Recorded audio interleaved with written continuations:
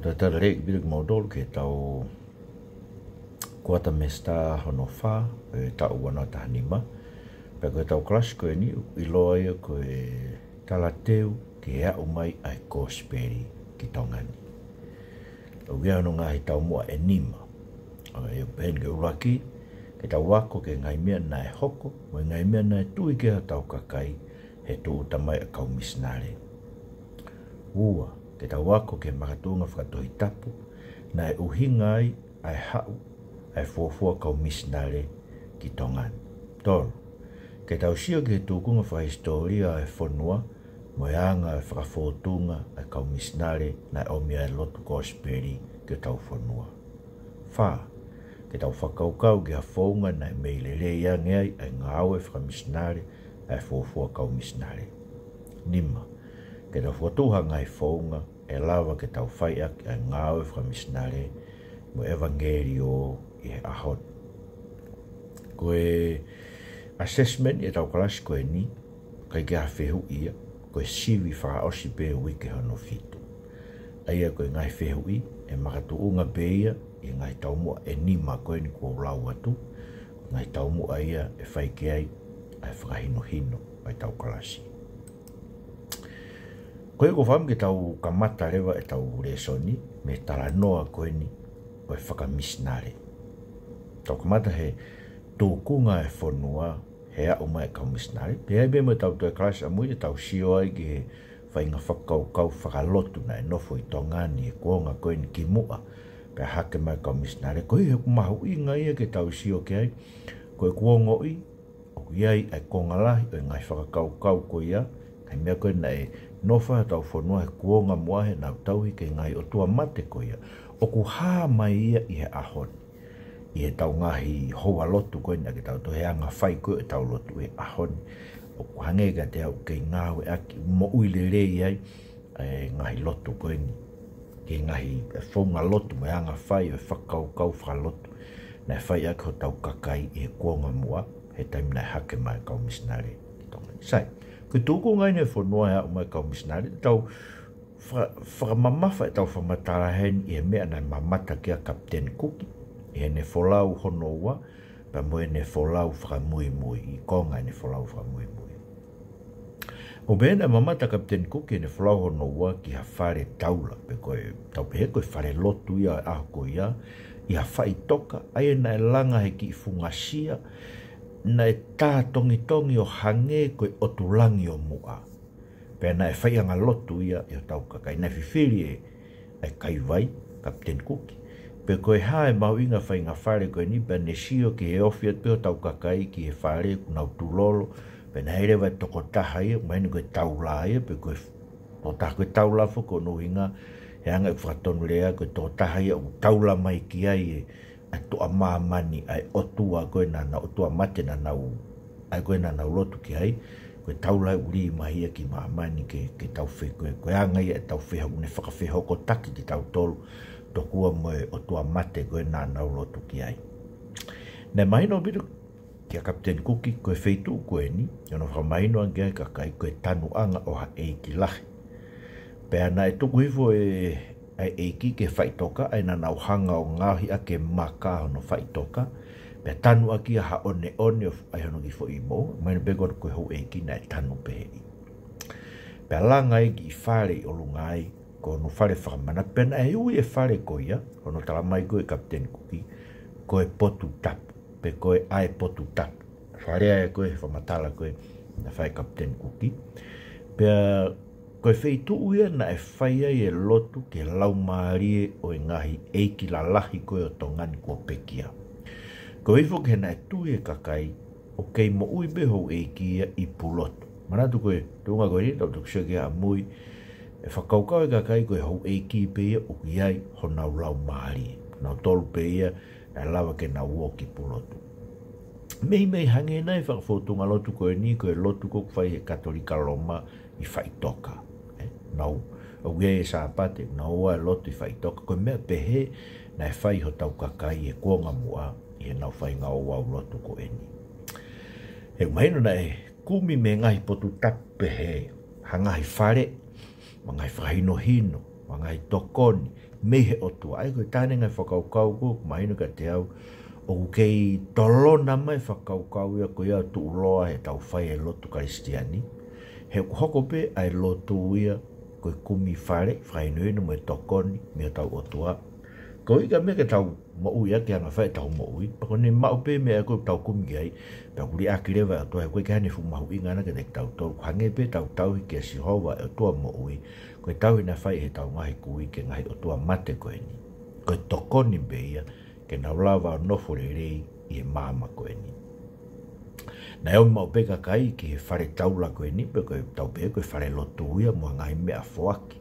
E na nau mai moe nau mea foaki o ave ke taula.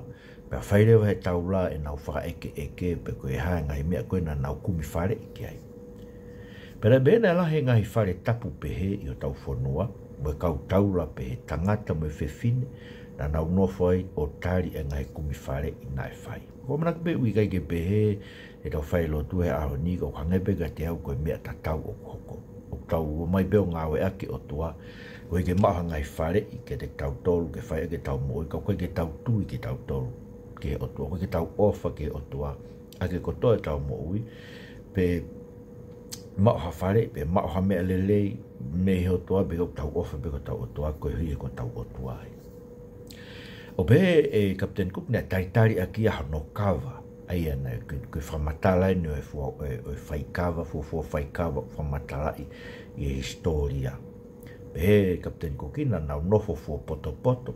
kai ngau he kawa ia mei tua me fo isia kare ko ia ki isia kare si ipe. Me be ko anga no ngahi na e whahi iki ai kawa, mai be ko e kawa matai. Pea vau ke maa ke nge sfingota, pea tok whiri mai hakau talawo mo uilelei, mo nifolelei, ke nau mama e kawa. Hiri hono mama e kawa, na nau puaki e tak maui ke halo fusi o atu ke tou a, ke ne toki natu ai kawa, kai ringi atu e vai ki ai. Pea fue e ata, mai no bena e lahe lango e aha ko ia. Na e toki sivi i rewa e kawa, pea nau haka rewa ringia ki haipu, na e ngauhi me ngahi lou fusi. So, mai ka te tau toko i ipu kawa koe mea ena toki o mai ki mui, mahalo ko hawhai nga siulaise mi fisi. Ka koe mea koe na e ngau e koe kua ngai hao Captain Cookie, e tau pehe koe tau ta fitu tolu nai, pe ofiki ai, koe lou fusi nai utua e kawa tufo a whatatau ke tu uni ai eiki koe na e olo waha ai e kumaino koe eiki bena kai kia matapuri ke ne whai ai tauma whakawa koe ni pe koe whaikawa koe ni koe eiki na ne hanga tufo e mea i whamatala a kuki kage na tō ngai abito e kuki ai siokita au tau kakai mo nau manu koe kakai siokita mo kakai manu ki tau tolu ai koe mea i ke kuonga mua, pa kumaini me te tau tō kei pehepe e aho ne tau siokita. Tau sio ke ke loto hatonga ia, ke le rei hata hatonga, he nof koe murini. Whai pe whilaunga aki, whai e whetala aki, he tala ova, ma ngai me pego koe tau siokita, koe ke tau loto tō ke mau hataha le rei, tau whaamta tō ke ngai le rei ko tau pe ma tau tolu, pe mo tau ngai whamini. Pua pate te ngawe kita ki hataha, o te sio o kia whai ngā rei ia, te te ala mau e ki te pati kahasi e ki tai rei ko ia me tō tāko. Kula he ngai mea pehe, mahino e ko tau kakai, ko urunganga bina tau kakai talu me mua, ko tau kakai, ko kakai sio kita, mo manu ki e koloa koe na au mima e kau muri. Pena lai no kahasi na o ngai koloa, e koloa kau muri, pehe Captain Cookie ko e su, na e pārangi na e pehe koe ne alai fu pehe koe ke na vete ono su, pa koe ne alai fu ana koe ke tui ono su, hamusi he tō tā me mui. E kahase ngahi tohi koe sā keti, ngai koloa ke he kehe pena i he waka, ne kahase e kautonga. Kana e whatonga e Captain Cook, hena nau wholau me eua ki tonga tapa, nau wholau me tonga tapa ki nomuka. Nane pehe koe kai haa koe e kau nomuka, nai kehe ange. Hena kai keha mea ia te kai haa se kau nomuka. Aia, maina o bitu koe, pe koe hae whainga o runganga kau nomuka, ka koe mea utala no, koe nea uke mea whana, mea ngā, mea bea kua na wala sio ke ala kai haa se. Pe koe na iku ke hanga he kau pāpārangi, o whakairifia, i ki kau kai haa, a ke hono whana whakatokanga ngai mea whana. Kau behe koe hau koe a kuki koe ena ne o mea e puaka mo e moa o whakahiri eua, pe ne ahi whakaosi mai, he ne hau koe ta fitu, nane kai mea, pena e pe me ngai mon man ke ko la pisi me sipi me ngai me pe ka ne ke mo ui e fa mon man ko e tonga ngata pe po aka mo moa na mai no ke na mo ui ne foki mai ko e ne folau pa house na mama tai foki a kuki ke anga ko ono tauhi e hu e ki ho nau kakai e na e me na pe na fekau he e ke ta ai ko ta no ko ni une pe ko me na hoko i eua na whekau he e ke taha no kakai ke na whakamama o me whetu koe na e nofo e kau paparangi. Pea toi o maha kakai e na na iena iena na te whok to kua ki na tolu ki ai mahalko tui koe o peke. Sio na koe hawa inga koloa e malala mau mai. Koe ena behe e kuki na si to'o he e ki hafu a kau o ne tā aki ki nau tolu. O mate e tangata e taha. Pea whakahauka koe ke he e ki ko mate tangata e taha ne tāna ne kata pe ia no whakahatu ko mate. E maina te tau tolu ai. Koe whainga onin koe na nofo tau kakai e kua ngā mua ato kua koe hou e ki peo koe nau lau maari. Koe kainanga e whanua tau mate pita tolo hoko koe efu e whanua. Aia mo se ki he ngāu le lei na whahe ko speri e ne o mai ai whakaukau na ngāu ki tau tolo e ki mo e tua. Na ngāu ki tau tolo i misi o tua mo ui. Tau tatau, tau lau maari e tatau ko toa pe. O kai kia taha koe kainanga e whanua, kai bea he efu e whanua, ai koe whakau toku ai. Ka moseo koe anga e koe ngai tūkunga e mo ui e ka kaitonga he kuonga ki mua, he hoko mai ai loto. Na e mamata whoki ai, e Captain Cook ki he anga e whaunga whakamamahi koe kaitonga, tau te whit na whai ka kai whewhine, e nau hanga o tā ake ho nau mata tapu mohu eiki ngai mea ke whakalawea e bena ne pehe na ilonga au pito ia he me hui kou ahe koe kai whiwhine na hange malomi koe lahi ono tā koe he nau ngahi whakamamahi koe putu pe koe nau whakamamahi ha mea kua hoko ki a taha. Na ikai kene huo mata ki ha whilau lau tangata ne whai tongani. Kana ne pehe na e teu koe ne wholau na e talange tō taha ki ai o teu ha whilau lau tangata, kakau tangata toko hongo fulu e whilau lau ke whakahau e fua ki ha otua, aina ne teu whakaauha ho nau eiki. Aina reke sio iai ka koe mea na e talange ki ai. Ta uru pe tau toko e whilau lau tangata, iyo, na e whae whilau lau tangata, whamatala ki ai a marena, ki he mate koe a whinau u kālala koe na ne tau hea marena, na e whae whilau lau tangata. Koe koe pehe koe ke whakamu ui koe, aia koe whilau lau koe ia, na whawhai ake ai whoha pe o eiki. Koe taramai matamata, koe whanau koe ai eiki mua whewhine tua. Koe kokinau tolu e na whaai koe eiki me whewhine tua. Nau tolu e na whawhai ake whelau lau tangata. Ikai tau whakaukau ai ki he hange bena nau whakaukau ko peke hano konga ki heo eiki ko ake hano konga ki he tua. Tai mahu inga, ka koe hano mahu inga. Tau whakaukau ki eiko si sukalaisi. Koe tamatau hala mei langi, e ki pegi langi, ka whae ki mamani, hange ha whakaukau pehe. Kaike, koe mea ia nai hoko nai kai ke sio iai kana ne ilo, nai whai whi lau tangata. Nai whi loa ki a Captain Cook mo whi nau uru kālala koe nai ne ka e pota prinisi pa ne tauhi koe a toki uka mea, a marena. Nai beo ke i tau tolungo fu tupusi, e ki tā mai taimi koe ia. Ai, taimin mahu ke i kau e toa whi nau, he mai ka te au koe kuonga ia o e hau o whinau. Pena e mahino ko whinau na e pure he oto haapai. Matamatu pena e kau ai me oto moto wawa au e taimi koe ia. Kei e ki si e ki tama. Mahino po ka taimi na nau tā e koe pota bilini si. Ta hawaru noa ni mai. Matu ke tā fitu. Ta hawaru noa ni mau ke ni mongo furu tupu. Ka mata ke matu o tu e ke. Mahino pena na kai ke fuforoa ni mo e na mate pe ia. Whafofua e ki whakasos koe nofo koe a marena i tonga ni, mahal pe koe tawaru noa hiwa, koe tawaru hongo fulu. Kaike, kai mahino kia Captain Cookie, neongo ko whinau koe toa, koe tui o toa apai, kana e kei tuku lolo bia ke tui tonga, ai koe tui tonga na e talangi ai, koe tangata ko whatawhehi pau laho, pe ko pau, koe tui tonga e koe ne whiloaki mo Captain Cookie, e ne wholau whamui mui. Nā lai hau pito ne whatonga e mea koe tu usia ki tuhu CCE. Me mea koe tangata me whewhine ko toa pē. Nā tu usia nau ki motua tuhu CCE. Koe taha e whangi whi lau koe nā ewi koe tu nima. Nā hau peke tu pō uruaki. pehe na tu so no ki mo tu si tap moi ko ngai fei lau e na fai a ko hi ko mo ui ata na mau inga ke fai ki fei lau pe ki mo tu si ko anga ko e kai me a kai ko na kai e ka kai e anga ko sio Captain Cookie na nau ta o me ko to be na ke hakulo pe ko kulo na pe kulo ka na mai e me fish o fai ke na ngai mea ka ko me lai na ta pena ne sio ke no anga ko no ta o puaka nge ta moek na ta o puaka kakato pena na nga whakafonu ake loto kete puaka e maka makahunu pasko pa na kofu ake lau i mei pa na ngare wa ta o puaka ya ko ne me mo be puaka pa to mare ki to na lau mako ke na lau paki to kong ai puaka pe asko ya pa na te ngare wa to ta o fa ta mo ufi pe ko hi ke na kai fa ta ai mo ki na ke tu ko me ko ni na ho ko mau pe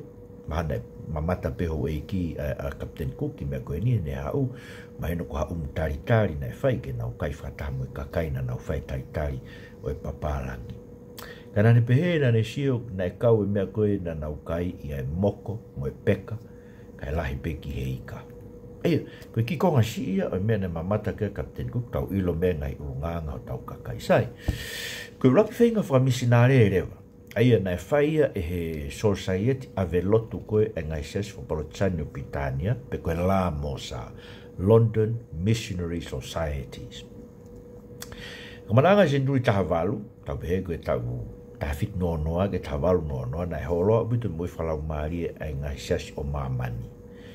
na kai ke malanga e gospeli ngai ses be na kai ke ai havalo ki o anga hala ke pe ke ongo i he kakai u ko viang hala pe kai fo ke ama mahi e mo i ma onioni ai na whakaholo mui e kakai kai he o honga mo e whakaholo mui ko ni na hoko hariri mo ui e tohi tapu wa lau mahari ma onioni ha kau tala vou ai na hui ki nau tolu ke nau alo malanga ke gospeli ke kakai ke na takina ki nau tolu he ngai mahu inga ko ni ko nau ongo e ngai mo oni whaka apostolo ko ia ko ngawe e gospeli o ku fai ko hono furi a mama ne ko kupu ile ia na ma me ngawe wa ta fitu versiono algo paula mono ka ngawe fra misnare e na fono nga no wa na algo i Thessalonica ai ko fono nga ko ia na ile ake kolo be ko kinau tolu na furi a mama na fia behesi ka nga ko ni na fakau no fam na algo gospeli o furi a mama na mahino ke te kinau tolu ko hanga hala ku ne hanga vahe a tangata me otua motuhia ne motuhie va o e tangata mo otua ka koe parani ai otua ana fai a kalaisi ke te whakaofi a kauanga tu kauanga hala ko e aki tau tolu aki hano whakakore ai kakai ke mo whakarelei mo otua me kona fai koe Paulo tano ke ai ia ua korinto vai ni ma vesua noa na taki he ngawe mahu inga koe ni ano kamata ke whakakau ia kau whaifekau ke na uo ave gospeli ai whaifekau ko William Kerry Masoa pe ko Crimshaw mo whaifekau e taha ko Henry Venna pe ko Henry Venn he na malanga malohi aki ai gospeli o na whakavela aki ai loto e na kau whanongo pena hoko te ngai mahu inga ko iaia e Johnny Wesley mo Joshua te fila e fuko ingo tangata ia na natu kai vi senturi tahavalu no malanga ke gospeli i Pitania mo Amerika o na uke kawang hala ke na ufrato mala o tui ke gospeli pena hoko e ufaka ake whalau maari e lahi o haa ia i he ngai Society Methodist e na kau ke tonga lahi Pitania koe whangi Society Methodist i foki o hange koe class a ho ia ai ko mea na fai ko e Wesley na ne hanga o fitu do bene a loe ma oi ki kakai bane fotu ki na to ko ki Society Methodist ko e lau ko via na fai ke te na to ko hi ko Methodist to ko mo fo nga ki no faka lu yo kakai kana lu to la he Pitania na kau ke ngai Society Methodist ko ai Palochani pe alwa sas what the feel fai nga ta tau beia whakaulu e kakai i pita i Amerika. Mantewa ko Amerika koe kolonia ia o Pitania he ngai taim koe ni. Na kamata lewa ke tupulaki i he loto o ani ihi ai whehu i koe. Ni na ului i he ngawe ai kosperi na nau eke ke tena tuka ha mea fai masisu ai au ona e kotoa e ku mo ui e anga fefe ha ku whakaha e ku honga ia i ene ofa mea ni deo to pe koa e kotoa e koloa ku ne oma aku kai kai deo ange ha mea kia te koia koe ofa koe e kakai koe nei mo ui e kosperi ke nau eiki na ne hanga loki ki nau tolu ke nau tu o whakaului o nau ngai kau ngā api o nau pure a ngā pe haua tu whoki mā mani kātoa koia nei tupure vai e ngahi society ave lotu pe koe ngahi missionary societies tupu e me kakai koe nei whakamo ui e kosperi ngahi malanga a St. Wesley ngahi malanga a Joshua te Whila ia nei hoko e fu whakakeake lahi koe i mamani a koia pe kamatalewa ke o ngona he kakai eni i ai re hona whakamoi o pehe mai mo o ki mamani o malanga ke kosperi ke mea mo ui kotoa pe pe nei hokore waha fu mateu teu ke ave ai lotu kosperi ki mamani i senturi tahavalu osia ngai taime senturi tahavalu Madena pekia St. Wesley ta fitu hiwa taha aia koe tataroan ke ngai taimi koe ia. Nei alu e fuafua kau ave lotu ai metotisi ta fitu walono kei mo ui bea a St. Wesley ne mamata kai ne taki e whaifekau ko toke ta koka pe ko toke ta coke pe a fotu lewa society ave lotu e sas baptaiso ta fitu hiwa ua fotu e society ave lotu a Londoni pe ko la mosa ta fitu hiwa nima ko society ave lotu a Etinpua pe ko Scotlandi he ta fitu hiwa ono pe ko society ave lotu a siasi ko sas Inglandi ta havalu nono ai ko ngai society ave lotu en na fotu uia ko e ola ia fu frake ake falau mari ko na fai e kosperi e ngai malanga ko na fai e sun mai sere pe mo St. Wesley pe mo Joshua te Whila na ngo dwe ngai report ko me he kau kai vai ko na mo Captain Cook na folau e ngai potu tahe Pasifiki o na mamata tonu e ngai me ko na ko na tau fomatala ge ani nai pada mo ia mo na ngot me ngai ko vi fai he kau Europe na nofo mai ke ngai moto e Pasifiki pa ka tau mo le va ngai fra misnare ai ko na tu bulaki he i ta ngai time good fa so se sentu ta valu ko na tau mo ke faka haufi ai ngai moto e Pasifiki me lotu hi teni mo malaki lao pe ko lawlessness malaki lao ko e kau Europe na nof mai ke manu na mai na to kau Europe ko ni o na sai ia he fai ngamia ko na ko no foko me ngai me pe tau te fito ngai me ko ia pa ke na loto ki na to ke fa lotu e kakai ko hi na fai kai motu hi ai e na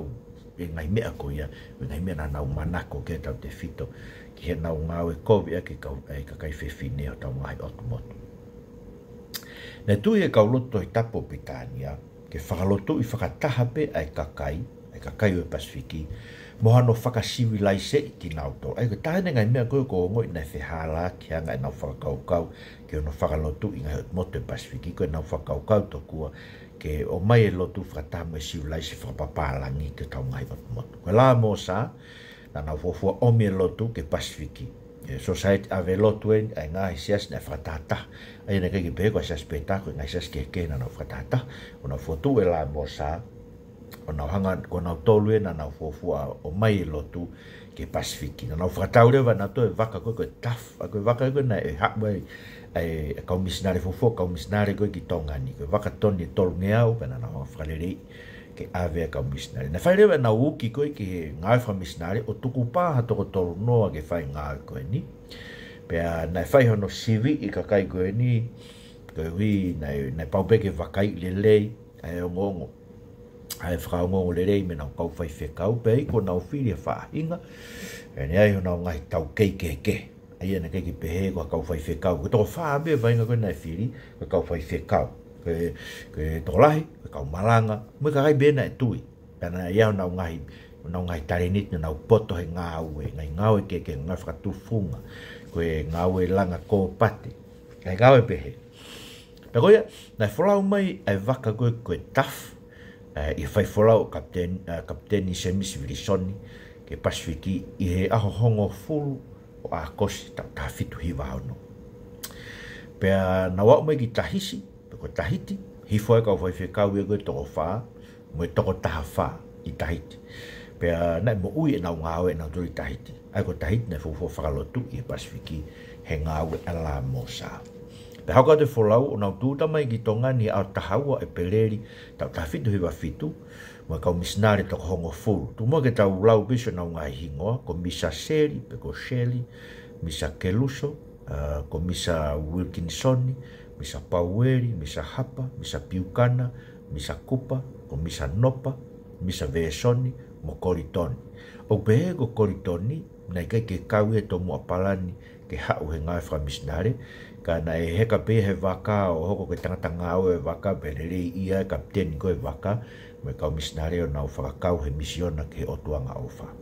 Pena ne kau e ni tangata ko e ni, i tarawo ko e ni e kau misnare ko e toko tolu na nau pekia i tongani, i he tau ko e nai hoko ko e tongani i he tawhitu hiwe hiwa. Aike, na rau tūta mai ki tongani a tahaua e peleri tawhitu hiwa fitu. Pea ko pehe, na ange he tui ka noku polu ko mumui, ko tui ka noku polu e taimi koe, na e taimi si pia, pea pekia e tangata, ko matua e taimi koe, kau behe whamatala koe tau e te au, na ange e mumui a tonga tae apa, koe apia ke nau nofu ai, neongo na iku ia o nau o nofu e malumalo tuku aho i hihifo, pea nau vahe me ai. Kana e o tangata Britania na au nofu mai ki tongani e taimi koe ia, na na kau he tari o kau misnare, koe tangata ko Amberea, pe ko Emba, mo tangata ko Connery, pe ko Connolly. Ko na nofu nai tongani he mahina tātolu, pe na poto he rea whakatonga, pe na kau he kau whakatonu rea koe o e kau wholau koe mea pango, na hoko e o tangatania koe whirilahi o ngai whamisnare koe higa hanga pe koe kulau e nenengai ke na loto ke liriu e mo ui e kakai koe he na whakaamu ke puke pe ki na tolu he mo ui whakapouri tu u koe hika lava e na whainga mo ui whaka e whiau waki mo e whakasuwa mo ngai pe he na whai he no ngahi kovia e hoi whawhini ho tau whonua. Eke, na nau iko nofo i he malu o e eiki toa o tonga e taimi koe ia ko tuku aho ai koe whohaia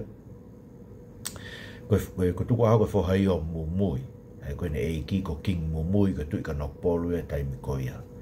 pau be koe sāpate aho tahao no e peleri taha fitu hiwa fitu ai whawhai ai e malanga i tongani ko Misa Piukana na e malanga pe koe ne potu tohi ko Seremaia mai tolua vesi wa fitu ai au pehe wakai ko au si hova koe o tua e ka kano ko toape hono ai ko hamea e whai ngata a te au profora tonu mea tau e ki whawhetai ke hotoa ka mai no bito ai koe hangai e nau sio ke ngau e whai ngata na na womi ke whai ka neo ngoia koe fora koe ni na e tō ia i tonga ne ki tenga koe ni pia mo ui ni ke hamea whai ngata ke he hotoa neo ngoe whai ngata e nau ngawe pe ai kupe foki na kai ora e reise nau ngawe e raka misnari koe ni nau foki ka koto e ki tenga e fora koe ni ko tui ko ki fora ni na ne whai hono riu kawa e mo ui o tau whonua. Kei ka mea whai ngata ko tau otua, pa ko tui ko peke haoni, kei ka mea whai ngata, ke hono whaka evangelio i o tau whonua, o tau kakai, o tau ngai whamiri. Kei e mai no lewa na nau no whakataha pe ka mata, ke mai no ko whai ngata e nau no whakataha, ke hono tau hi nau tolu, pa na nau wahe lewa, alua paweri mo hapa ki pea, mateho, ko vesoni ki hahaki, ko kupa ki mua, pe anofo e tohe ngai hifo. Na ea ni he ka kai tonga na wo kau he ngai ho rot fa sapati e kau misnare. Kai kai pe mai no ke na toro ya kuna na fai ku na fai pe fogere fa pitania. Pe na kai ke fi fa ton mure un papala ni fo nof mai ki tonga ni ko i hanga ko lao na ke na fa amna ke fa lotu e kai na na me pitania kuna ilo e ki na waia. Ai ngai nau ko e lot fa cristiane mo fa ngali riu ko te ne fai ke mu e ka kai. Pe na ke na loto ke na po ke nga we e kau misnare. Na naulanga nau whare nofo anga i hateiho. Maina koe roki whare nofo anga ini e kau misnare. Pea moe whare lotu. Aina nau ngai whataha beu nau nofo ai. Pea koe whare ne funga waka taha. Na fute tolua loa fute tahanima laulahi. Pea fute hongo furu no maa olunga. Pea na e hao tangata ko vesoni. Neo ko vesoni ni a staimia koe ia kua stafoki. E koe na alo nofo e tui koko murike haa mea. Pe ali riu ia ai hoko ia ke tangata hiteni pe kau toka ke toi kau ia awe lotu. Ka nea koe na e hao toko ni o ne hanga koe tangata tufungai. Na ne hanga o aufi ake e kere ho nau whare. Na tamai na ato pe ake e lau i tō ato au pe ho nau whare. Kaike, e vai a bito tem koia ai rea a korea a paueri mo hapa mo koritoni mai no na kawa koritoni ka no fu koia te ho ora ko mara ke whakaukau ke whatu hakalama o rea whakatonga kage na mo tu hia ngā koia ko i koe tau whakaloto whonua koe nai hoko e ni tau to tānoa ka muiange tau taha fitu hiwe hiwa kage na mai no bito me ka mata ngai ke ola le rei e whenga koe ni i ngahi uhinga la lahi o kauai en koe uruaki Kau misinare koe ni nai kai te nau matiu teu whiunga ke ngāwe lahi koe ni e nai kai te nau kamata aki ai a ko i o kakai ke mahino e toi tapu.